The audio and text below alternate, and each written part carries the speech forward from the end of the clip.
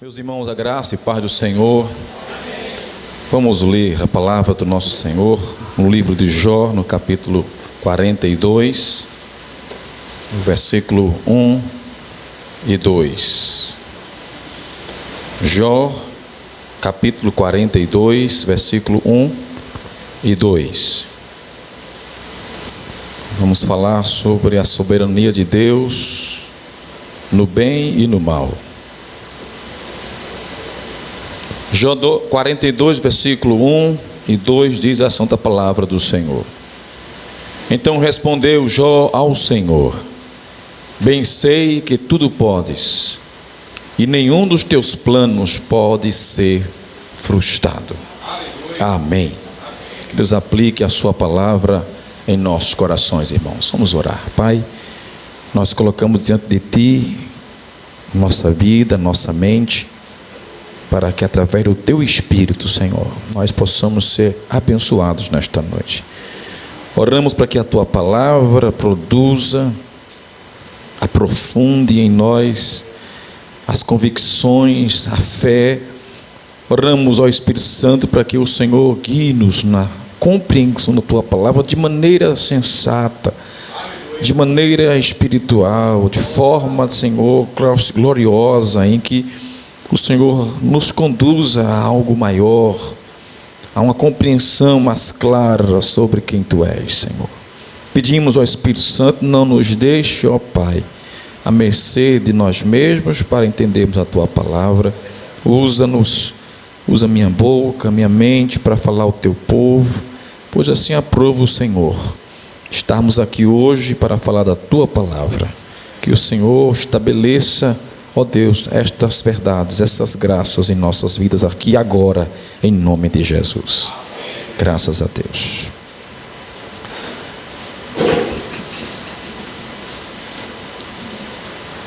Meus amados irmãos, a respeito do tema que queremos nessa noite discorrer um pouco com os irmãos, é um tema da soberania de Deus, que desafia-nos a compreensão, mas nós queremos fazer isto mediante a direção do Espírito Santo. Ao afirmarmos que Deus é soberano, a gente entende que Ele está acima de tudo, está acima de todos. Quando a gente afirma que Deus é soberano, a gente está alegando que não há nada, nem ninguém acima de Deus. E que também, por sua vez, nada escapa dele, nada está aquém, distante do que Deus é, do controle de Deus, da ação de Deus vivo. Enfim, Deus, Ele está de maneira muito contínua e detalhada em cada situação. Deus está em tudo. Deus está em tudo que a gente possa imaginar neste mundo e muito além disso. O livro de Jó revela que Deus conversa com as estrelas, Deus tem um relacionamento com a sua criação de maneira bem próxima, como se estivesse ali conduzindo essa criação ainda, tendo um relacionamento com ela, mesmo com coisas inanimadas, mas Deus estabelece esse controle, esta presença em toda a criação. Queridos, há alguns que pensam e creem que Deus determina tudo de tal forma que a soberania dele é tão grande que nós não passamos de meros fantoches, meros robôs controlados por ele. Tudo é ele, e ele controla de uma maneira tão grande ao ponto de quebrar a nossa liberdade, as nossas escolhas. E isso é chamado de determinismo, quando alguém crê que Deus determina tudo sem respeitar as minhas escolhas. E isso não é bíblico. Deus não quebra a nossa liberdade de escolha. Ele é soberano, mas respeitando a criação que Ele fez, principalmente o homem. Já outros que creem que Deus, Ele é soberano, porém Ele lá e a gente cá. a vida dele, a ação dele não interfere na nossa. O que ele faz, o que ele age, não tem nenhuma intromissão. Ele lá e a gente cá. E há esses que pensam que Deus, ele não, nas suas ações, ele não interfere em nada a nossa. A gente faz aqui embaixo o que a gente quer, o que a gente bem entende. Somos livres de fazer e não fazer, mandar e desmandar. Há esses que são muito liberais, que acham que Deus não tem interferência nenhuma naquilo que a gente faz. Nós, cristãos, que cremos na Bíblia de maneira mais sensata e mais temerosa, a gente crê que Deus é soberano. Há um Deus que está controlando todas as coisas nas suas demandas maiores e menores. Não cai um cabelo da sua cabeça se Ele não permitir. Não acontece nada se Ele não estiver com a permissão dada. Tudo está no controle dEle, de maneira tal que no Salmo 139 diz que Ele escreveu os nossos dias, Ele estabeleceu ações, boas obras, um caminho para a gente seguir. Temos um Deus que está cuidando minuciosamente de tudo isso. E Ele tem, como lemos agora aqui em Jó, propósito estabelecido para todas as coisas. Já que Ele é soberano sobre todas as coisas, Ele está acima, no controle do tempo e também daquilo que é eterno. Ele está no controle daquilo que é bom, daquilo que é algo que seja apreciável, admirável, bom aos seus olhos, bom aos nossos olhos, mas também a Bíblia não deixa de declarar que Ele também está no controle do que é mal. Ele está no controle daquilo que é negativo aos nossos olhos.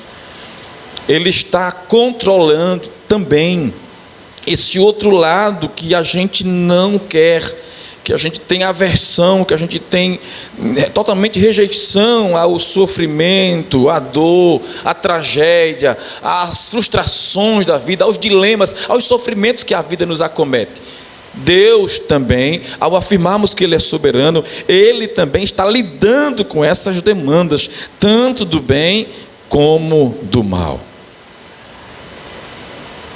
Se afirmamos que Ele é soberano e acima de tudo está o Senhor, entendemos então que Ele lida tanto com o bem como com o mal, para em tudo isso, através disso tudo, cumprir os seus propósitos. Ele vai utilizar o que é bom para ser glorificado, e Ele também vai utilizar o que é mal, o que é ruim, o que é danoso, também para ser glorificado nisto. Uma das razões de que Deus trabalha no campo daquilo que é bom e no campo daquilo que é mal, é que até hoje, Ele sendo todo poderoso, soberano como Ele é, Ele não põe fim às coisas más, ao que é mal. Desde a criação para cá está existindo. E Ele permite que essas coisas continuem a existir. Ele não interfere nela de maneira cabal. Ele não põe fim nem ao diabo, nem ao inferno, nem às forças malignas, nem aquilo que é sofredor para a gente. Ele não põe fim a essas coisas. Com o seu poder, Ele poderia sim pôr fim a tudo isso.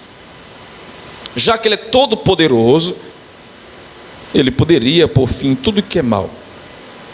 Mas já que Ele tem propósito até no que é mal, Ele permite e lida com essas demandas também. É um mistério Deus ser aquele que está envolvido com aquelas coisas que a gente acha que não tem nada de Deus. Algumas vezes nós afirmamos, alguns irmãos afirmam também, tal coisa não tem nada a ver de Deus. Mas isso é impossível. Deus está em tudo. Quando eu creio que Deus é soberano, eu tenho que crer também que das coisas mais simples até as coisas mais complexas e extremas, Deus está lá. Só que Ele está lá de maneira proposital. Ele tem um objetivo de estar aí e está permitindo aquilo ali. Ele está lá com o propósito de fazer com que aquilo ali se converja, se transforme para a glória do seu santo nome. A gente vai ver isso na Bíblia, de maneira, na vida de alguns irmãos nossos, como José, um exemplo clássico. José é aquele menino que cresceu com seus irmãos, seus 11 irmãos, e os seus irmãos, com ódio de José, o tentaram matar e vendê-lo, e José passou todo aquele processo que vocês conhecem. Ele enfrentou uma série de sofrimentos, de calamidades na sua vida, de angústia. E depois de tudo isso, estava lá José como governador do Egito, e vem a ele os seus irmãos, sem conhecer quem era ele, e vem comprar pão, vem comprar alimento a José, e José governando o Egito. Os seus irmãos vão ser revelados de que é José que está ali agora governando, e que está diante deles, e eles vão temer a própria vida, porque José agora vai nos matar, e José vai dizer: não temam, não tenham medo, porque não foi vocês que me conduziram até aqui. Eu não estou aqui, nem vocês estão aqui porque a gente quis. Foi o Senhor que nos trouxe até onde estamos. Aleluia. Ou seja, o Senhor lidou com o bem e o Senhor lidou com o mal, para cumprir em José um propósito de salvar toda a terra. Amém. Da fome, da miséria que poderia acometer. Na vida de José fica exemplificado claramente que Deus está lidando com o mal e lidando com o bem, com injustiças e justiças misturadas ali, e Deus está convergindo e transformando aquilo para a glória do seu nome. Aleluia. Um outro exemplo bíblico que a gente pode citar de Deus agindo soberanamente no bem e no mal é o exemplo de Ruth. Ruth é uma moabita, ela chega ali, sai da sua terra com Noemi sai da sua terra, aliás, e vai para essa terra de Moab, e lá acontecem tragédias. Morre o esposo de Noemi, morre os 2 filhos que se casaram, fica a mulher sem esposo e sem os 2 filhos, só acompanhada de 2 noras, a própria Ruth e a outra que estava junto com ela, a outra viúva. Meus irmãos, o texto da história de Ruth vai dizer que essas mulheres ficam naquele lugar de Moab, e a palavra usada lá no livro de Ruth é uma palavra tipo aquela que a gente acha que por acaso, casualmente, sem perceber, sem programar, Ruth entra nas propriedades daquele homem que lhe acolhe, e dali para frente vai começar a história de Ruth mudar. Na Bíblia está uma palavra que a gente não lida bem com ela, a gente não aceita bem ela, mas o texto lá no português diz isso, que de forma muito casual, de forma muito assim inesperada, uma coisa imprevista, Ruth entrou e foi começar a colher espigas, latrigos naquele terreno, na propriedade daquele homem, de que ele seria o seu futuro marido, e dali começou-se um processo que Deus tinha planejado para transformar a tragédia da vida de Ruth e Noemi em um grande fim que glorificasse o nome do Senhor. Dali saindo um casamento que traria de volta para Noemi todas as suas posses, não somente posses para ela de volta, porque o homem que a Ruth ia se casar era parente dela distante, mas era parente, e a lei dizia que ele tinha que resgatar para ela todos os bens que ela tinha perdido, como perdeu o esposo. A história de Ruth muda, a história de Noemi muda, nasce o rei Davi, e a história da salvação continua. Deus intervindo soberanamente na vida de uma mulher, transformando as suas calamidades, seus lutos, suas percas em vitórias, em conquistas, e Deus sendo glorificado, e o rumo da graça, do plano de Deus seguido em frente. Aleluia. Os irmãos estão entendendo? Amém.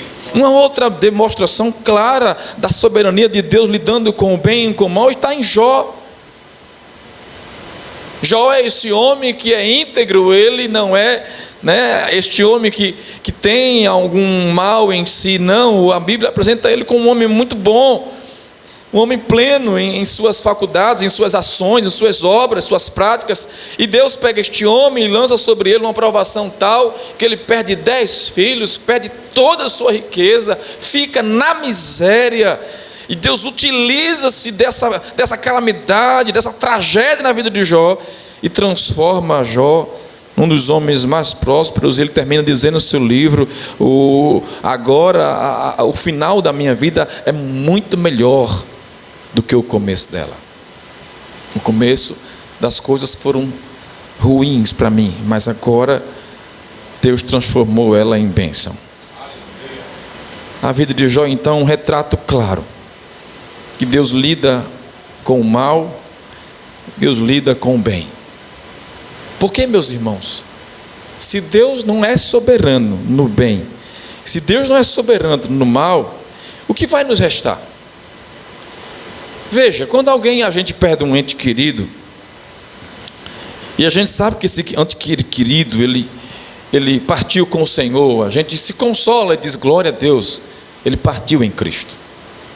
Mas observe que até o ímpio também, quando perde um ente querido, uma pessoa incrédula, que perdeu uma pessoa que morreu e ela não estava em Cristo, mas mesmo assim eles abrem a boca e dizem: não, ainda bem que Deus o chamou, ele está com Deus. Eles falam a mesma coisa que a gente. Eles consideram que o parente que morreu sem Jesus também está com o Senhor, está com Deus, porque isso é uma demonstração clara que Deus é soberano tanto na vida como na morte. Um indivíduo, mesmo passando por uma dificuldade de luto, de perca, de morte, ele reconhece que não tem outro caminho, ele não tem outra opção. Vai para onde depois da morte? Vai para Deus.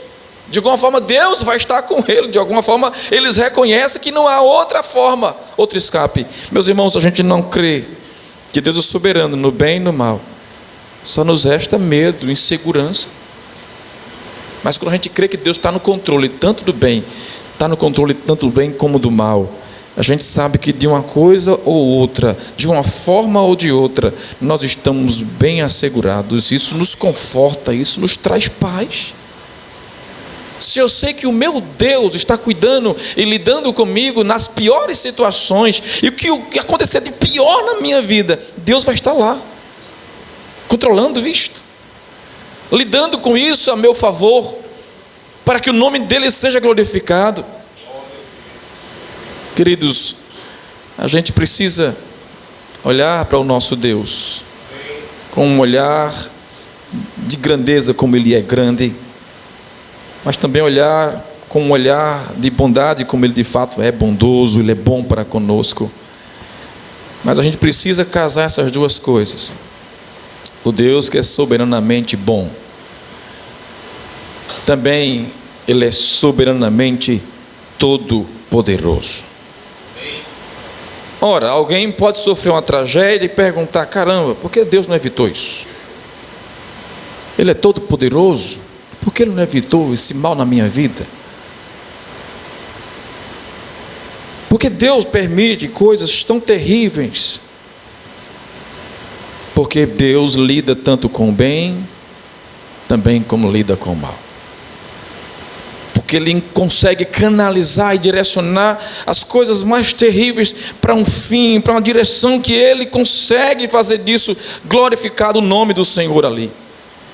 Mesmo nas piores percas e piores tragédias, Deus é tão poderoso que é capaz de tirar dali algo de triunfo, algo de que glorifica o nome dEle. Ele tem propósitos, meus irmãos. Nas piores coisas, nas piores situações, Deus tem propósitos muito bons. Jeremias diz que os planos de Deus, os pensamentos de Deus a nosso respeito não é mal, é bom.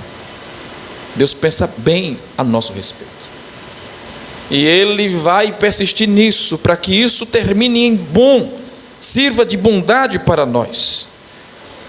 Romanos 8, 28 diz que o Senhor, tudo coopera para o bem daquele que ama ao Senhor.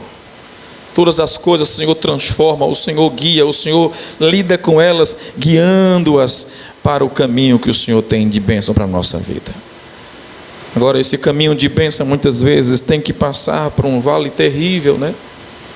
Se a gente fosse escolher, a gente não iria.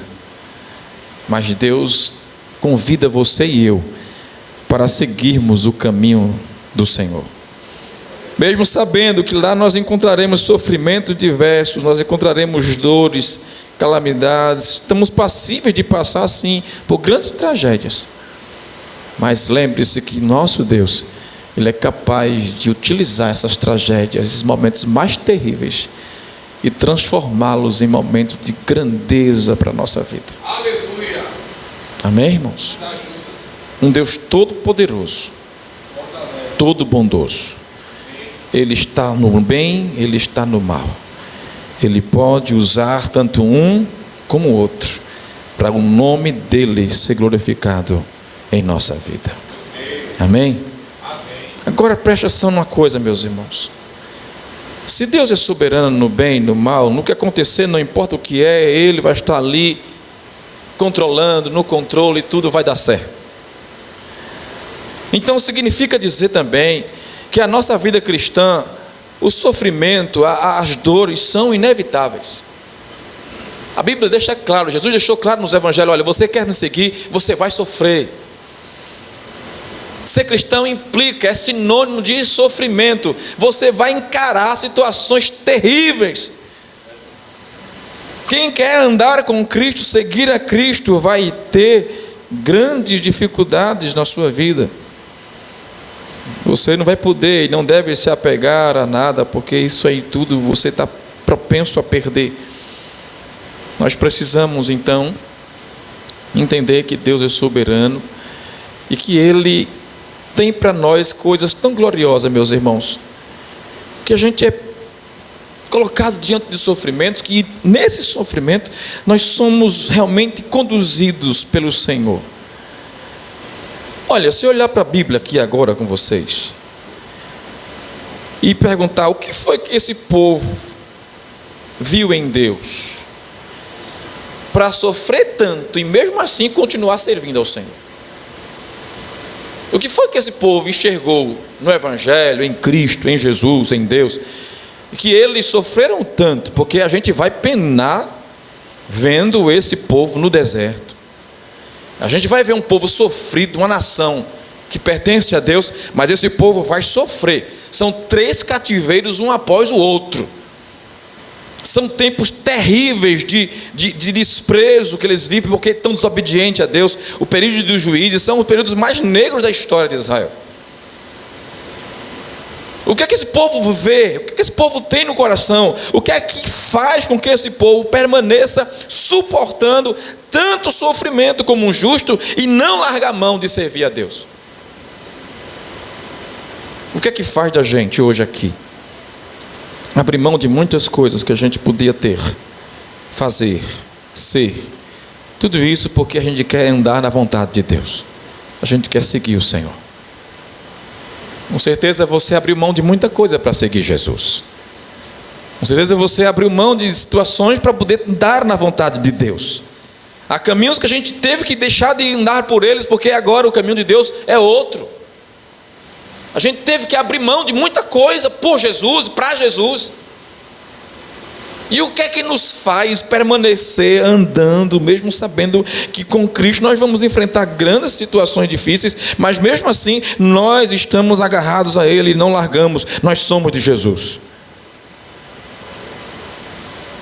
Eu quero ler 3 textos com os irmãos, 3 porções de textos bíblicos lá em Hebreus, que vai nos mostrar um pouquinho como é que a gente consegue sofrer tanto, mas mesmo assim ainda se entregar a Deus para que Ele continue levando a gente para uma vida de graça e de perseverança na presença do Senhor. Abra sua Bíblia no livro de Hebreus, no capítulo 10 logo, primeiro texto,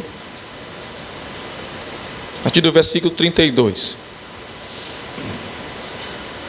Tenha em mente que Deus soberanamente é controlando tudo no bem ou no mal. E que isso implica em que a gente vai atravessar grande sofrimento. O que é que nos faz permanecer andando mesmo sabendo que vamos sofrer? Hebreus 10, 32 diz assim: lembrai-vos, porém, dos dias anteriores, em que depois de iluminados sustentastes grandes lutas e sofrimentos. Ou seja, depois que Jesus entrou na vida de vocês, vocês enfrentaram lutas terríveis. Está dizendo aqui: Versículo 33 ele fala: ora, vocês foram expostos como espetáculo, tanto de opróbrio, vergonha, quanto de tribulações. Ora, tornando-vos coparticipantes com aqueles que desse modo foram tratados no passado, né? Igual os profetas sofreram, vocês também estão sofrendo também, no caso aqui dos irmãos de Hebreus. E no versículo 34 ele fala: porque não somente vos compadecestes dos encarcerados, como também aceitastes com alegria, meus irmãos, presta atenção, aceitastes com alegria o quê? O espólio dos vossos bens. O que é isso? Vocês abriram mão das suas casas, dos seus terrenos, vocês perderam sua propriedade, ficaram sem teto, com alegria.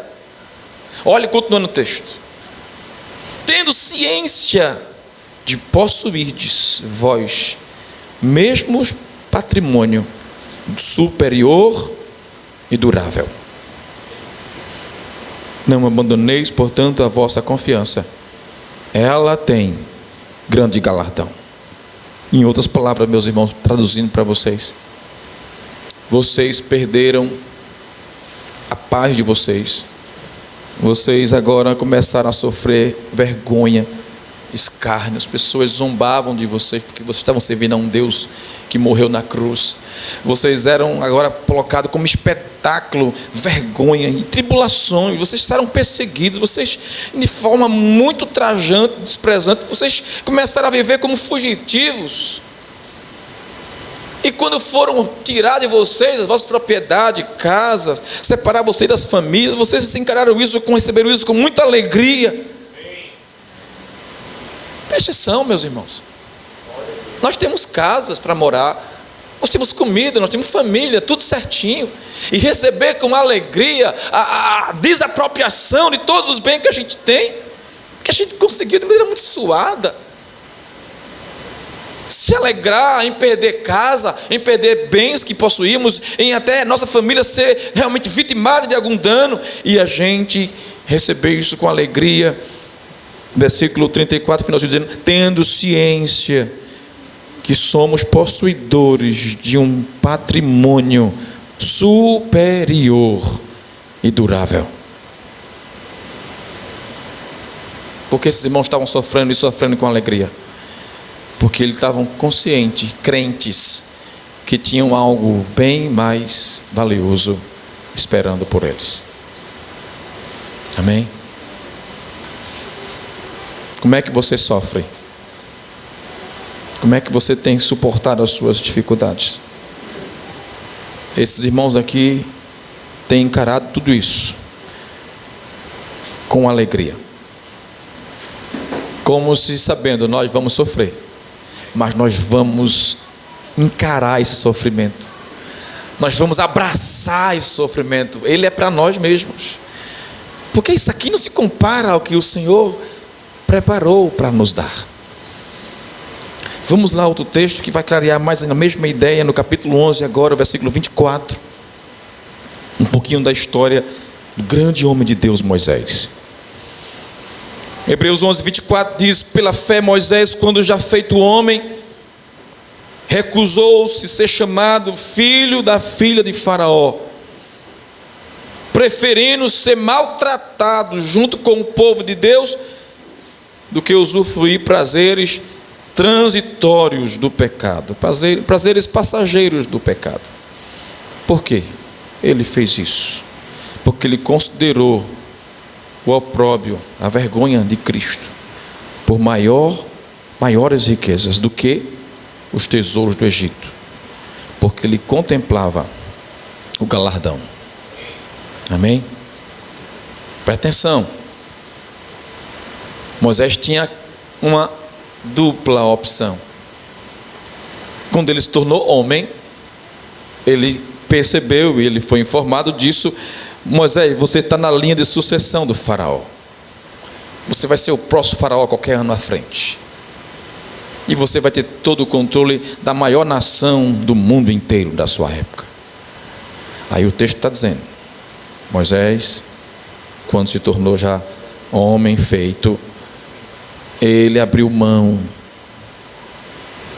de toda a riqueza do Egito e preferiu ser maltratado, viver uma vida sofrida junto com o povo de Deus. Ele preferiu sofrer as vergonhas por causa das riquezas de Cristo, porque ele contemplava o galardão que Deus tinha preparado para ele. Meus irmãos, isso é coisa de gente natural? É não.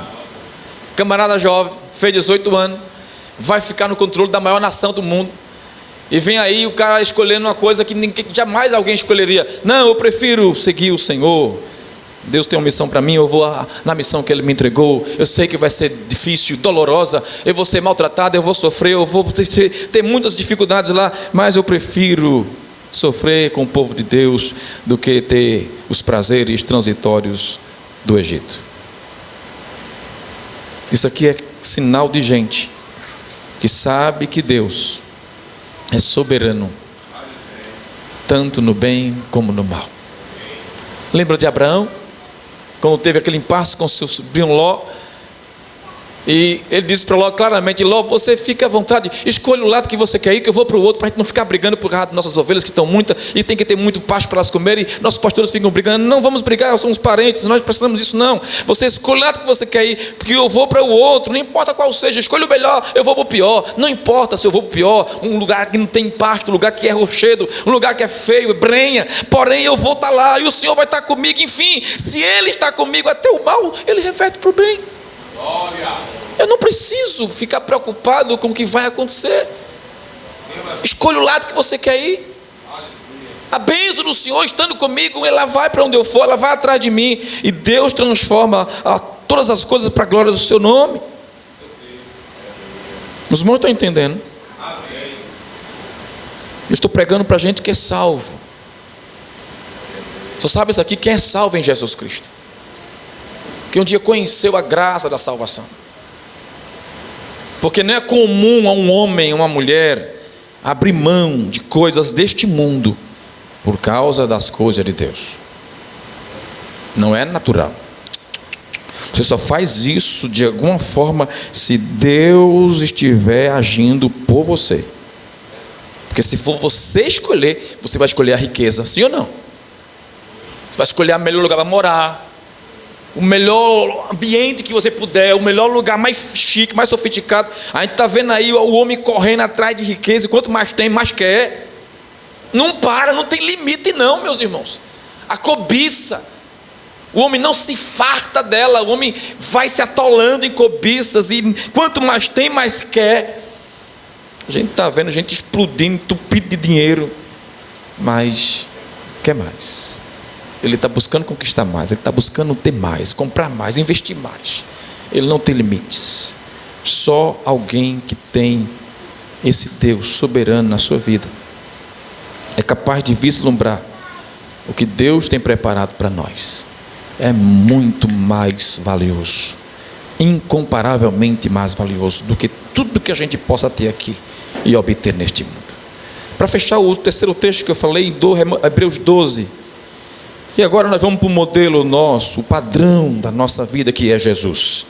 No capítulo 12 de Hebreus, nos versículos 1 em diante, o escritor vai falar para nós de como é que o Senhor encarou a cruz de maneira tão tranquila, tão paz, tão em paz em tudo aquilo ali. Ele subiu a cruz calado, sem se preocupar com o que iria acontecer, porque ele estava sendo submetido, melhor dizendo, às mãos do seu Pai, à mão do Criador. E aí o escritor vai dizer: portanto, meus irmãos, visto que temos rodeado-nos tão grande nuvem de testemunhas, desembaraçando-nos de todo o peso e do pecado que tenazmente nos assedia, corramos com perseverança a carreira que nos está proposta, olhando firmemente para o autor e consumador da fé, Jesus. Aí ele vai dizer agora: o qual, em troca da alegria que lhe estava proposta, suportou a cruz, não fazendo caso da vergonha ignomínia, e ele está sentado à destra do trono de Deus. Ele suportou passar pelo inferno, e passou, como Davi dizia no Salmo 23, ainda que eu ande pelo vale da sombra da morte, o Senhor está comigo, eu não temerei, porque eu sei que Deus controla a morte também. Eu sei que Deus controla o vale terrível que eu possa passar, e Ele vai estar ali comigo no domínio, na soberania de tudo. E Jesus não leva em conta a cruz, a vergonha que lhe está ali designada, porque Ele sabe que o Pai vai estar ali no controle de tudo aquilo, e que Ele não vai sair perdendo em nada, porque de alguma forma o Pai vai transformar aquelas dores em grande triunfo, em grande vitória. Jesus vai ao terceiro dia, depois de sua morte, ressuscitar, e Ele volta mais forte do que já era, e Ele vai dizer para os seus discípulos: todo poder foi me dado no céu e na terra. Vão pelo mundo todo, levem a palavra. Quem crê, batizem. Não parem de pregar, até que o pecador ouça a respeito de mim, do Evangelho, e seja salvo. Amém, igreja? Mostrando-nos claramente que o nosso Deus, Ele é soberano, tanto no bem como no mal. Quem aqui já perdeu um parente, e a sensação que ficou foi aquela: puxa vida, Deus parece que agiu com injustiça com fulano. Uma pessoa tão boa, uma pessoa tão legal, nos deixa aí uma dor terrível na ausência. Deus permitiu um negócio desse. O que falar de tragédias piores? De tsunamis, terremotos que matam pessoas, milhares e milhares, num único instante. Mas Deus não está vendo isso não. O que falar de situações como essa, meus irmãos, que nos levantam nosso pensamento, a nossa cisma, como alguns teólogos vão dizer: Deus não está mais no controle das coisas não, porque isso não é possível não. Como é que acontece um negócio tão trágico desse e Deus não faz nada para impedir? Há teólogos que preferem crer que Deus não está mais no controle das coisas. Eles não conseguem ver Deus na guerra, eles não conseguem ver Deus num câncer, eles não conseguem ver Deus em algo calamitoso que acontece repentinamente nas nossas vidas. Nós estamos propensos a isso.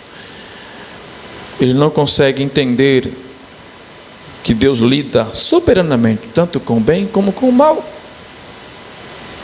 E Ele faz isso de maneira muito tranquila, muito controlada, muito perfeita. Deus tem esse poder, meus irmãos. Eu fico imaginando às vezes que algumas pessoas pensam que elas precisam defender Deus de alguma forma,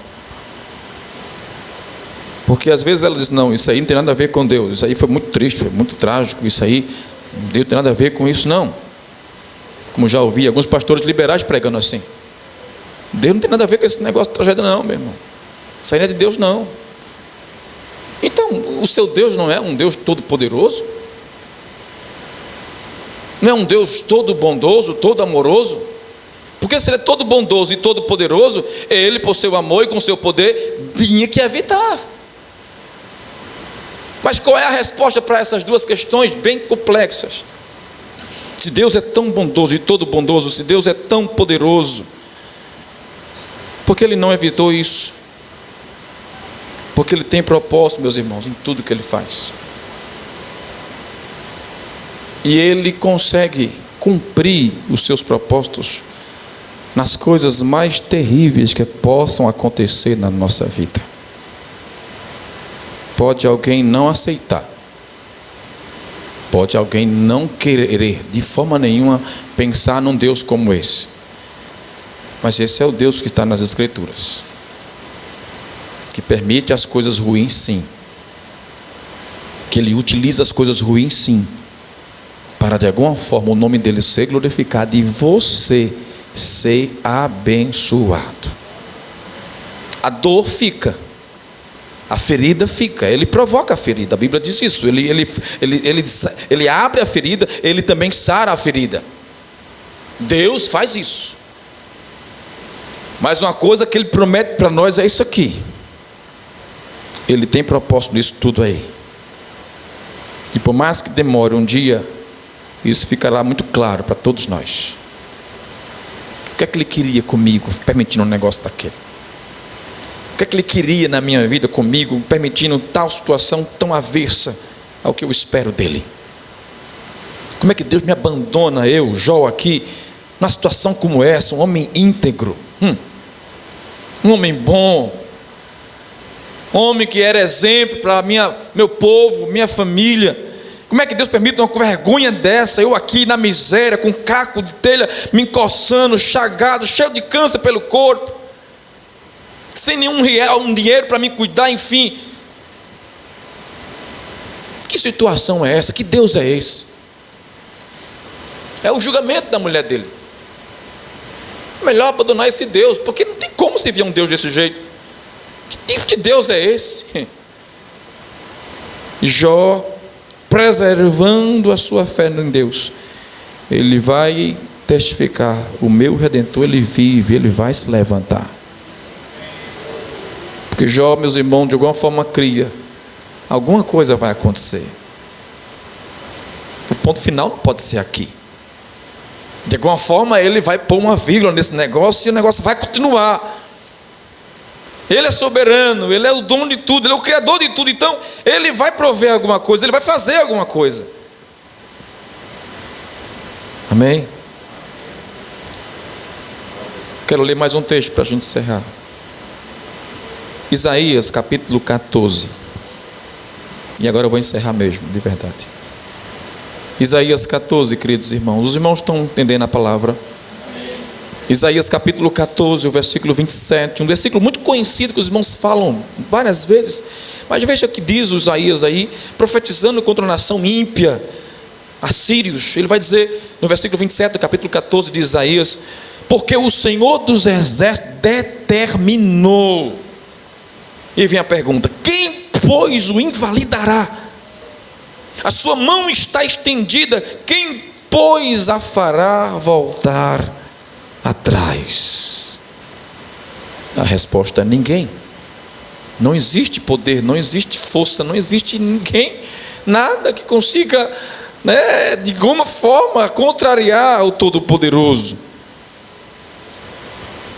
Queridos irmãos, porque nós, como cristãos, devemos abraçar o sofrimento, devemos olhar para o sofrimento com olhos de muita fé, em vez de correr deles, abraçá-los, abraçar a luta, abraçar a provação, e entender que Deus tem um propósito muito glorioso através disso tudo.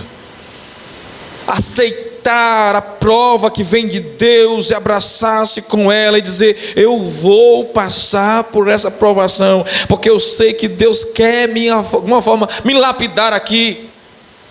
É o ouro que Deus quer queimar no fogo e ele ser mais ainda refinado por Deus. Romanos 8, versículo 31. Queridos amados irmãos, aquele texto magnífico de Paulo escrito aos irmãos de Roma, no capítulo 8, versículo 31, Paulo fala das provas do amor de Deus para conosco, e ele levanta algumas perguntas aqui fortes, e que a gente termina hoje falando delas, para a gente poder entender que o sofrimento do Deus que controla todas as coisas nos leva para perto do Senhor. Versículo 31, capítulo 8 de Romanos diz: o que diremos, pois, à vista destas coisas? Se Deus é por nós, quem será contra nós? Aquele que não poupou o seu próprio filho, antes por todos nós o entregou, porventura não nos dará graciosamente com ele todas as coisas? Quem intentará acusação contra os eleitos de Deus? É Deus quem os justifica. Quem os condenará? É Cristo Jesus quem morreu, ou antes, quem ressuscitou, o qual está à direita de Deus e também intercede por nós. Quem nos separará do amor de Cristo? Aí ele coloca o que a gente teme: sofrimentos, tribulação, angústia, perseguição, fome, nudez, perigo, espada. Como está escrito: por amor de ti, ó Deus, somos entregues à morte o dia todo, fomos considerados como ovelhas para o matadouro, mas em todas estas coisas, porém, somos muito mais que vencedores por meio daquele que nos amou. Versículo 38 e 39 fecha dizendo: porque eu estou bem certo de que nem a morte, nem a vida, nem os anjos, nem os principados, nem as coisas do presente, nem do porvir, nem os poderes, nem a altura, nem profundidade, nem qualquer outra criatura poderá separar-nos do amor de Cristo que está, o amor de Deus que está em Cristo Jesus, o nosso Senhor. Amém? Se Deus está lá no mal, se Deus está lá no bem, não me importa o que vai vir para mim passar. Se o Senhor é soberano nessas duas coisas, no bem e no mal, todos os seus propósitos jamais serão frustrados, serão cumpridos, e eu preciso descansar, e eu preciso confiar, e eu preciso, em última instância, abraçar o sofrimento que Deus tem para mim, porque esse sofrimento com certeza é sinônimo de graça e de vitória da parte do Senhor. Amém? Ainda que se levante o espírito do governador, diz lá o profeta, não saia do seu lugar, permaneça servindo, mesmo na dor, mesmo na agonia, mesmo na tristeza, mesmo na angústia. A gente tem que olhar para a angústia, para a provação, para a dor, para o sofrimento, com um olhar muito claro, muito discernido. Jesus está nesse negócio. Aconteceu algo que eu não gostei, algo que realmente me entristeceu muito. Deus está nesse negócio, e Ele tem propósito para isso também, e Ele vai suscitar, e Ele vai transformar o bem em mal, a maldição em bênção, pois Ele é poderoso para fazer essas coisas. Amém? Portanto, nessa noite, abra o seu coração para receber o que Deus lhe impõe.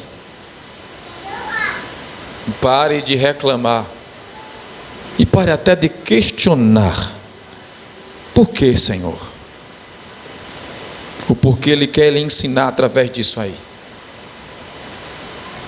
Você tem que passar por esse caminho, que talvez tenha que passar sozinho, mas tem uma mediação do caminho que você não vai ter como amigos, família, é você e Ele. Tem que ser. Afinal de contas, Ele é onisciente, Ele é onipresente, onipotente, e tudo que Ele faz na nossa vida, Ele já estabeleceu o fim, meio e o fim. Não se preocupe. Isaías diz: olha, nunca houve, nunca existirá um Deus como o nosso, que Ele começa, Ele sabe o começo, meio e fim de todas as coisas. Então, se Ele é soberano sobre tudo, você tem que descansar nele. Agora, claro, o descansar em Deus é preciso aprender. A gente não simplesmente descansa. Não é fácil dizer para uma pessoa que está passando uma terrível luta: rapaz, descansa no Senhor. Não é fácil, é difícil, meus irmãos. Só quem está passando sabe como é difícil. O desespero tomar a alma, as suas estruturas serem abaladas e você ficar realmente totalmente desajustado, tudo está passando. A gente confia que Deus é poderoso, a gente sabe que Deus pode fazer, mas a carne treme. O ser humano, ele fica receoso. Por isso que o Senhor nos convida a andar com Ele, para Ele nos ensinar a confiar nele, a descansar no Senhor. Você já passou por muitas lutas e ainda vai passar por outras maiores, e nós precisamos aprender a descansar no Senhor. Se vir o bem, glória a Deus. Se vir o mal, glória a Deus. A gente tem que crer, e mais do que crer, descansar, que Deus está no controle daquilo, e Ele consegue achar pupilas de ouro em lugares pedregosos, em lugares que ninguém dava nada por aquele lugar, mas Deus consegue extrair dali coisas valiosíssimas que não tem preço. E Ele está fazendo isso na minha vida, na tua vida, porque eu não era para estar aqui, tu não era para estar aqui, ninguém está aqui na igreja, na casa do Senhor, na vida com Deus porque quer. Jesus falou isso: ninguém virá a mim se o Pai não conceda. Você só vem a Cristo porque Ele foi lá e pegou na sua mão e trouxe você para cá. Forte ou fraco, você está aqui porque Ele trouxe. Há um Deus que interviu na soberania dele, na sua vida, e foi lá na maldade onde você estava, enfim, tirou você de lá e trouxe você para cá. A vida aqui não é fácil. Sou crente agora em Jesus. Não, as coisas não vão ficar mais fáceis. Isso é mentira. As coisas vão ficar difíceis para você. Quem quer seguir Jesus, inevitavelmente sofrerá perseguição, vai sofrer. Mas entenda, quem está lá na direção desse sofrimento é Deus.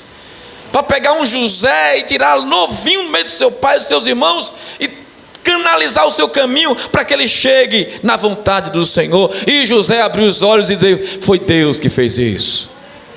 Não vou matar ninguém, não vou me vingar de ninguém, porque há um Deus que é soberano, que Ele utiliza as coisas mais terríveis, e que Ele está dentro do seu sofrimento. Tudo que você já passou e vive sofrendo, o Senhor já sofreu. Ele sabe o que é essa dor aí, Ele sabe o que é esse sofrimento, e Ele, melhor do que ninguém, está no controle disso tudo. Ele venceu por nós. Não somente venceu, como disse: vocês são mais do que vencedores por aquele que vos amou primeiro. Amém? Eu quero que você nessa noite ore comigo para a gente encerrar o nosso culto, para que Deus o livre dos medos, das calamidades. Meu Deus, o que será de mim se eu perder o meu filho? Se eu perder a minha casa, se eu perder o meu trabalho? O que será de mim se no futuro, amanhã ou depois, eu perder minhas duas pernas? O que será de mim se num assalto alguém me matar e eu morrer e no outro dia foi... Enfim, meus irmãos, o diabo usa os medos dessas coisas para nos escravizar, para nos prender, e a gente perde de perder e desfrutar a vida diante das mãos de um Deus que é soberano e poderoso sobre tudo. Ele é poderoso sobre tudo. Ele tem o controle sobre tudo. Por isso, peça a Deus para lhe livrar desses medos. Medo da morte, né? Medo de coisas bobas como escuro, né? Medo de andar sozinho. Enfim, peça ao Senhor para Ele libertar você. Afinal de contas, para onde você se virar, lá está o Senhor ao seu lado. Para onde você for, onde Deus lhe for, ainda se eu fizer minha casa lá embaixo ou lá em cima, Ele vai estar lá me vendo. E com certeza os seus olhos estarão sobre mim para me aguardar. Portanto, o que vem a acontecer, o que vem à frente, é Deus que vai estar nos conduzindo. Se for doença, Ele vai preparar a cura. Se não, preparar o médico. Se não, preparar você para levar. Estará seguro no Senhor. E o propósito dele é maior do que o meu, do que o seu. A gente tem que descansar nisso. A gente não entende isso. Como é que isso pode ser possível aqui, dentro das demandas, das camadas que a gente está envolvido? Mas Deus sabe todas as coisas. Ele sabe que é o melhor. Aceite. Aceite a soberania de Deus. Descanse nela. Entregue-se a ela nesta noite. E ore para que Ele tire do seu coração todo o temor pelas coisas que podem acontecer aqui. Peça a Deus, fale com o Senhor nesse instante. Peça a Deus, me livra desses medos, Senhor. Não há razão para temer, se o Senhor está no controle.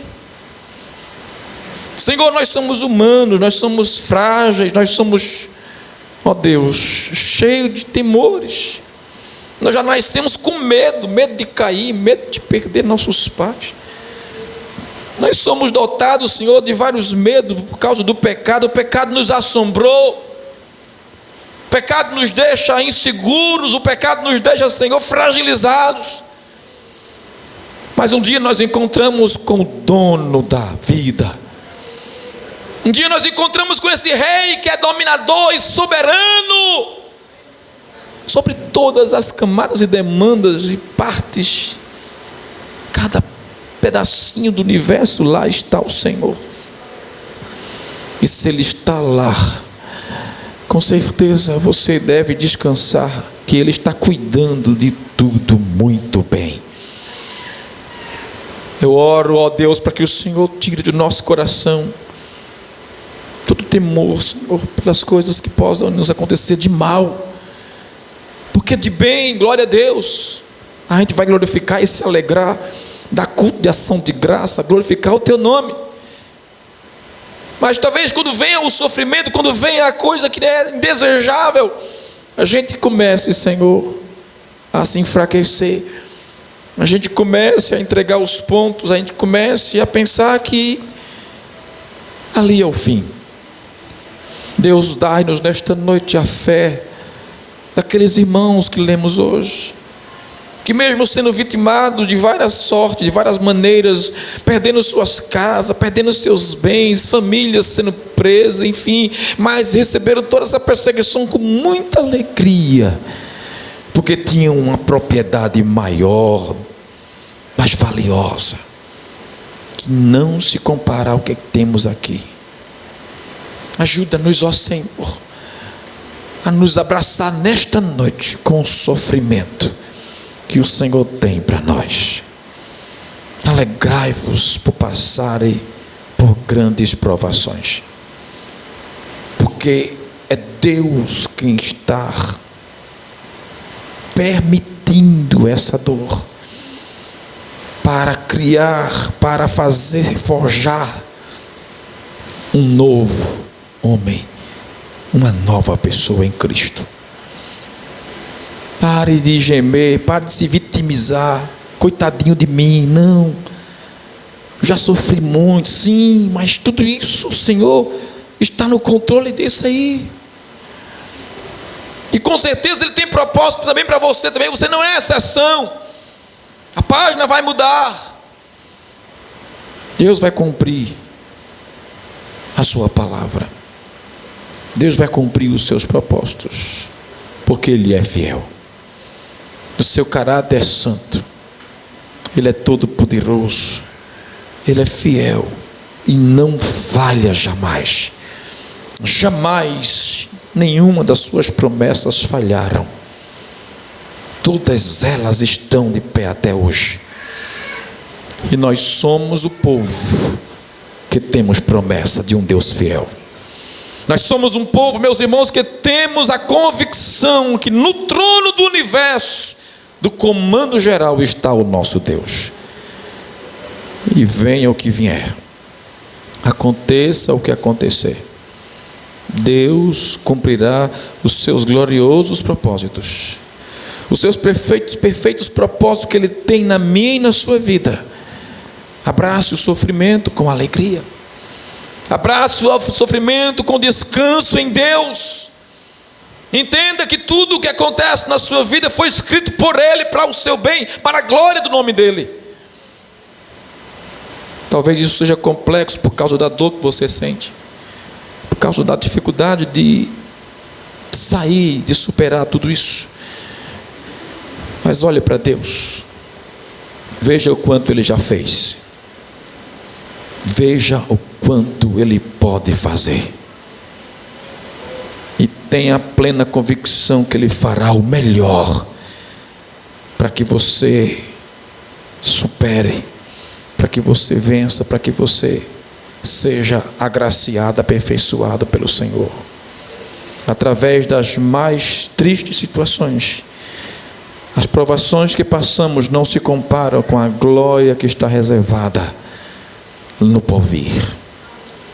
Portanto, hoje você pode descansar e pedir a Deus graça sobre graça, para em meio a todo o sofrimento encontrar o alento, o descanso e a paz num Deus que é fiel, num Deus que está no controle e que cuida muito bem, e que o que Ele determinou jamais alguém invalidará.